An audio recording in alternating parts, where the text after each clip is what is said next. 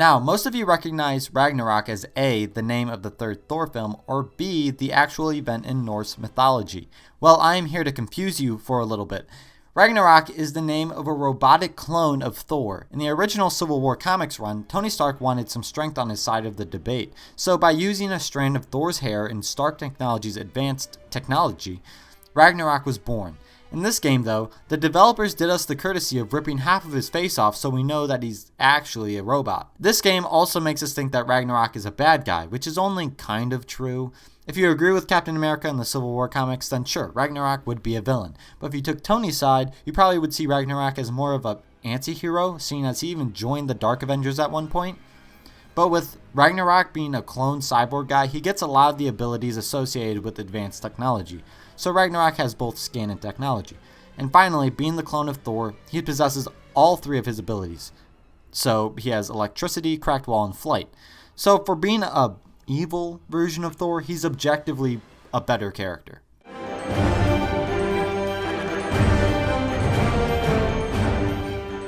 Okay, well that obscure Thor clone was a nice way to start this part, but now the rest of the part will be all about Captain America. Yeah, there are 8 whole Captain America variants that are the exact same. I mean, there are 11 variants of Steve Rogers in all, but the 2 we saw earlier in the series, namely the gym and boxing glove variants of Steve Rogers, didn't have Cap's trademarked shield. And there's one Steve Rogers with a little something extra. Now, these Captain Americas have 5 abilities, but with 8 variants, I'll take my time introducing these abilities.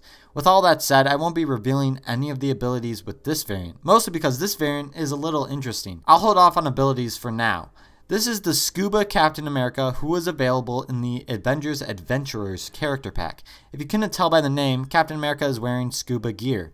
However, swimming isn't really a thing in this game. Sure, you can swim in water around Manhattan, but you can't dive and interact with things under the water like you can in LEGO Marvel Superheroes 2. So that basically means that this Captain America's scuba gear is all for show. The reason why I ranked him as the last of the caps is because of the flippers. The flipper running animation makes it look like he's going a fraction slower.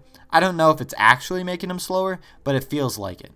And I'm grasping at straws for reasons to rank these Captain Americas over one another, so there you go.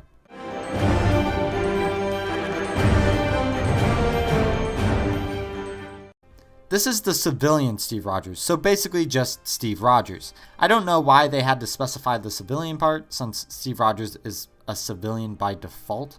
By specifying that he's a civilian, it's implying that he's normally never a part of society, whether or not he's wielding the shield or not. I guess now is a good time to reveal one of Captain America's 5 abilities, the first being agility. This is obviously no surprise since the 2 Steve Rogers variants that we saw earlier in the series, the gym and boxing glove Steves, still had agility.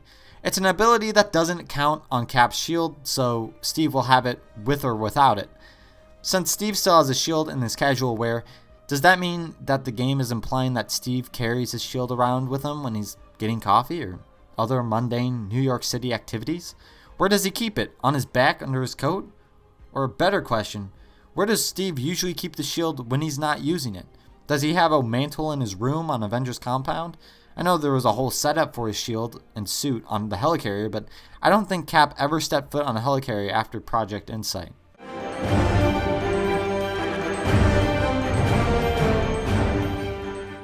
Now, this is one of those variants I think shouldn't really be in the game. Sure, we've seen Captain America in the suit without a helmet on, but does it really warrant its own variant? But yeah, this is the first Avengers Captain America variant with his helmet off, so you can see his hair. There's really not much to it. So with that being said, I want to talk about a mechanic in this game that I normally wouldn't get to talk about. But since I'm stretching for time here with these 8 segments of essentially the same character, I can talk about it. Throughout these levels, there are a ton of these Avengers initiative pads. They look like the deflect platform, but it has a big Avengers logo over it and calls for 2 specific Avengers to stand on it to do like a cool move. They're mostly used to advance in the level, rarely for mini kits or other collectibles. They are specifically for the core 6 Avengers, with 1 or 2 exceptions, but Captain America is one of the most used characters for these platforms. For example, in the Struck Off the List level, use Captain America and Thor to drop a hammer strike. It's a cool mechanic that I haven't been able to mention until now, and probably won't mention again. Maybe, probably not though.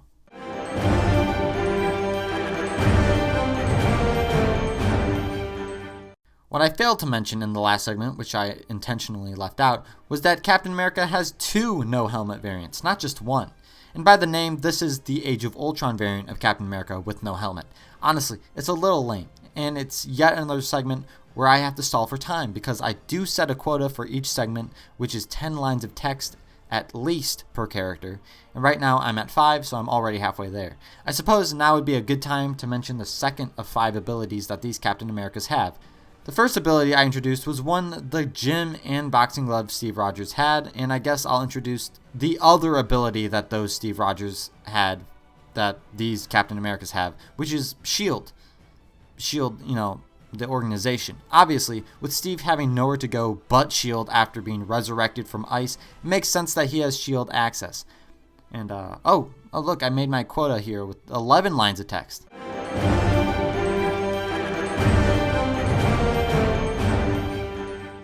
The next Captain America we're covering is the one that came in the Civil War character pack. Despite this Captain America being from a totally different movie, his outfit isn't all that different from his Age of Ultron suit. However, this is another variant where he doesn't have a helmet.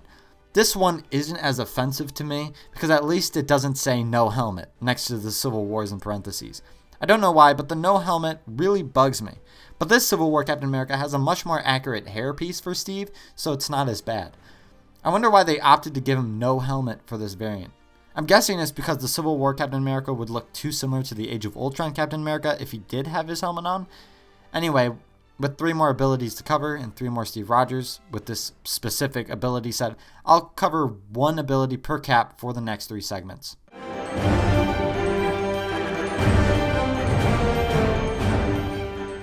This is the variant of Captain America for the first Avengers film. Now, I always thought the Captain America that was released with the Lego sets for the first Avengers movie looked a little too serious to be Chris Evans' Captain America.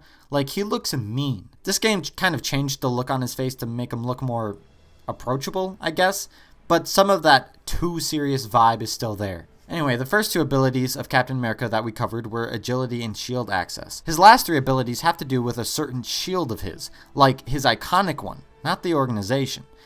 The first ability he has that he needs his shield to do is deflect. We've covered deflect before. There's a pad where someone with deflect can stand on to redirect beams, whether it be lasers or electricity. This deflect ability was made specifically for Captain America, especially since his logo flashes on the pad itself.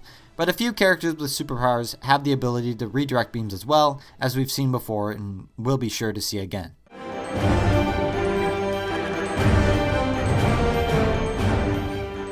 In our trek through all of these Captain America variants, we have the classic Captain America that was available in the Rail Hydra level. In one of the 6 levels that were adapted in the first Avengers film, 1 level was dedicated to Steve Rogers punching a punching bag while he remembers all of his time during World War II. So basically, Captain America, the first Avenger, kind of was adapted for this 1 level. During that level, you play a specific variant of Captain America, this one, called the classic version. In terms of looks, it's a lighter shade of blue, and there's not as much else that's different. The next ability I would like to cover is another ability that is common for characters with shields to have, the extinguish ability. Captain America can enter a ready stance by pressing a button, and when he approaches some flames, he can launch himself on it to put it out. Also, in this ready stance, as I like to call it, he can deflect enemy bullets. That mechanic is specifically used twice in the Rail Hydra level, because there are enemies with these turret arms, and you can only get to them with Captain America in his ready stance.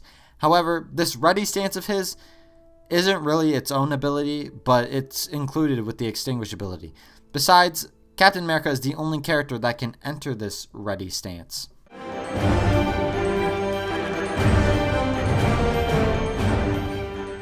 Here is the last variant of Steve Rogers with this specific set of abilities. This is the Age of Ultron Captain America suit. I ranked this one as the best because I like this suit the best out of the bunch, simply put. Also, even with the helmet on, I still get Chris Evans vibes from Captain America's face.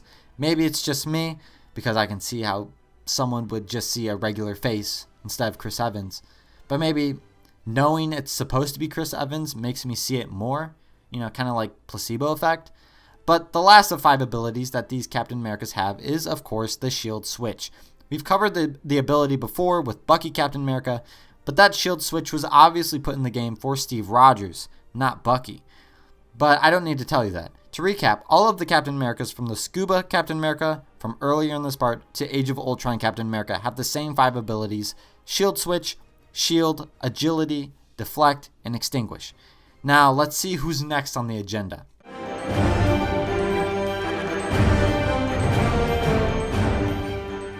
Yeah, we might be done with Steve Rogers for now, but we aren't done with Captain America just yet. I did add Jane Foster Thor onto the MCU edition list, so I feel obligated to do the same for the Sam Wilson Captain America, and rightfully so. Now that he's taken the mantle of Captain America, this specific character does qualify for the MCU edition list. In this game, Sam Wilson Captain America has a different ability set than the Steve Rogers Captain America. However, they still have the same amount of abilities, it's just 2 abilities that are different.